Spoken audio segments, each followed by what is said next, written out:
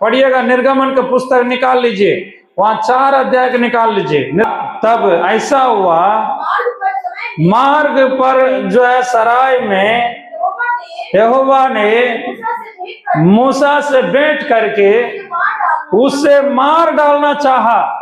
हाँ, सिपोरा ने एक तेज चकमक पत्थर लेकर के अपने बेटों की खलड़ी को काट डाला और मूसा के पांव पर यह कहकर फेंक दिया, निश्चय तू मेरे लिए लहू बहाने वाला मेरा पति है।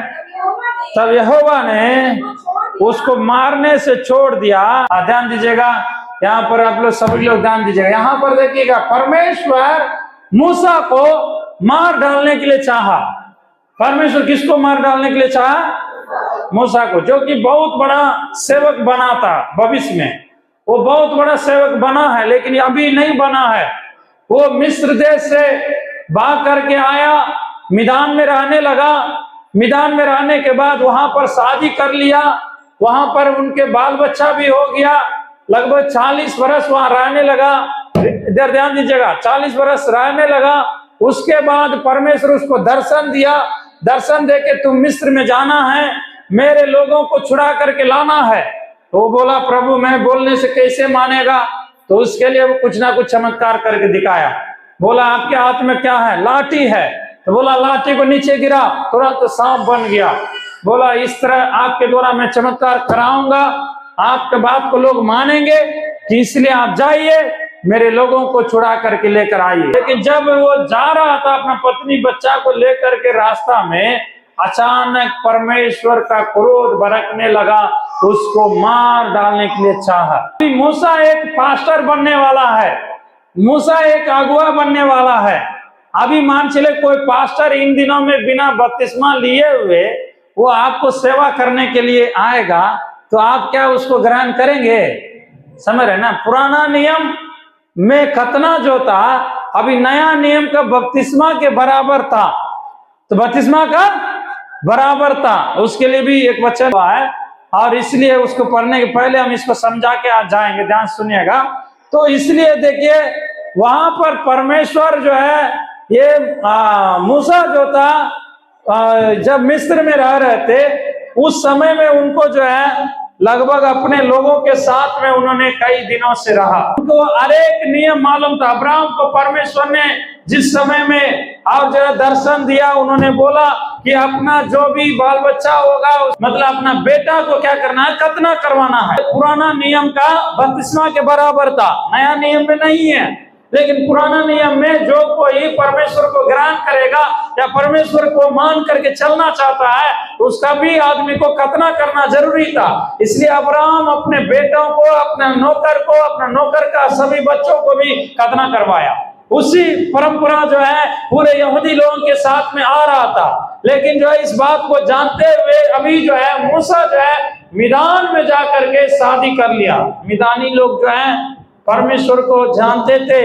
वो अब्राहम का एक और पत्नी है, और उसी के वंश में से वो लोग आते। तो इस्माइल का वंश है, इस्माइल के वंश में से ये मिदानी लोग आप जो आते हैं। मिदानी के स्त्री से ये जो है शादी कर लिया। शादी करने के बाद उसको बेटा हुआ।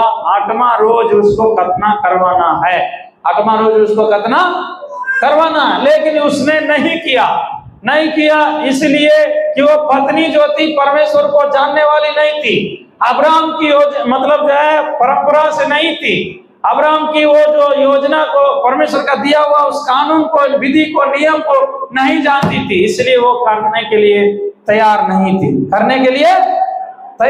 थी। वो डिले कर रहे थे। ऐसा माना जा रहा है कि वो डिले कर रहे थे, अपना बेटा को खतना करवाने से रोक रहे थे। और जो है इसलिए परमेश्वर ने और जो है तब तक शांत रहा जब तक वो अगुआ के रूप में तैयार नहीं हुआ। लेकिन अभी अगुआ बन के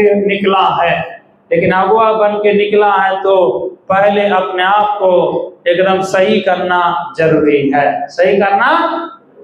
है। उन्होंने जो है खतना करवाया नहीं था, उसका पत्नी तैयार नहीं होने के कारण ये भी दया करते थे, ये भी ढाल रहे थे, ये भी अंटा रहे थे। लास्ट में वहां पर परमेश्वर का गुस्सा, क्रोध बढ़ने लगा और जो है वो मार डालने के लिए चाहा। मूसा को क्या करने के लिए चाहा? मार डालने के लिए। मेरा नियम को नहीं मान रहा है तो फिर तुम अगुआ बनने चला, तुम जो है मेरे लोग बातों को मान करके तुम जो है अगुआ बन करके अभी उन लोग को छुड़ाने के लिए जा रहा है, लेकिन तुम ही अभी अधूरा है। इसलिए जो है तुमको अभी सिद्ध होना जरूरी है। तुम्हारा वंश को अभी खतना करवाइए। तो इसी बात को जो है नहीं मानने की वजह से वो परमेश्वर ने क्रोधित हुआ। तो अचानक जब सिपोरा इस बात को देखा कि परमेश्वर मेरा पति को मारने वाला है, तुरंत अपना बेटा का एकदम जो है और चकमक पत्थर लेकर के खलड़ी को काट कर वो फेंक दिया करके हम लोग देखते हैं।